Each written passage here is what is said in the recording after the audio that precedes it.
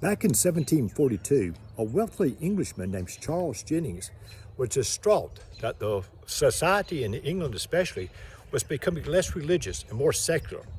Due to the deism and the influences of the Enlightenment, fewer people were going to church, or fewer people were taking religion as seriously. They were looking for answers in other places like this. Well, to do something about it, what Charles Jennings did, a very talented person, and he put together a musical story using the King James Bible and the Anglican Book of Common Prayer. He put together a story including the Old Testament prophets predicting about a Messiah coming, and then he had the birth and the crucifixion and the resurrection of Jesus. Following included the story with the promise of the second coming of Christ. Well, he got with collaborated with a good friend of his named George Frederick Handel, and they had done some other works together, but they had an idea for this, that what Jennings wanted to do was to present this musical at a secular performance, not a religious performance, but in a secular theater in Dublin, Ireland, and do it during the Easter week of that year, during the Passion Week, when the people who would be going to a performance would not be in church. He figured this was a good way to get the story of Christ to people who would not be going to church that week. So Handel, facing a deadline, wrote the musical score in 24 days, amazingly. He put together the score of the story of Christ, and it was presented on April 13th in 1742 in a secular theater in Dublin to a largely secular audience. The name of the production was The Messiah. Now, we're all very familiar with the Messiah. Normally we hear it around Christmas, but it was actually written as an Easter piece for people who were not going to church. Welcome to one of our videos from St. Mark's Episcopal in Dalton, Georgia.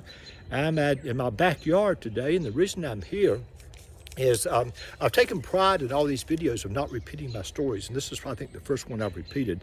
There have been about 230 videos in the time, but they started back in 2020, and very first of April in 2020.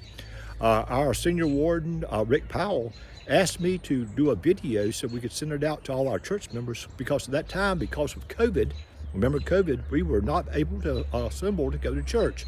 So there was no church. So I put together a video as best I could and sent out to all the church members. And then he asked me to do something for Good Friday of that year, and I was glad to be able to do that. And then we started with at least weekly videos. And we started in April of 2020, and it's been going ever since, even though now we're allowed to go back to church. But it started because of COVID, because we could not go to church. That's why these started.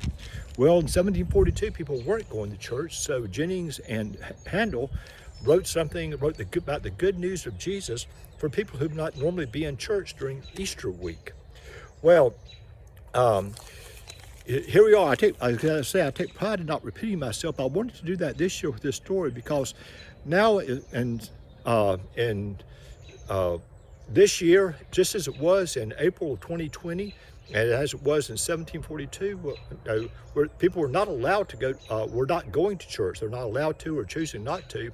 But now we are able to go to church. This Easter, we were able to spread the good news. Today, we're able to worship, and the good news of Easter is still the same as it was in 1742 and as it was in 2020. We had the prophecies of a Messiah. We had the birth, the crucifixion, and the resurrection of Jesus Christ our Lord, and the promise of a second coming. So the good news today is the same as it was then back in 1742, the same as it was during COVID. But now we can gather together and we can say, thanks be to God.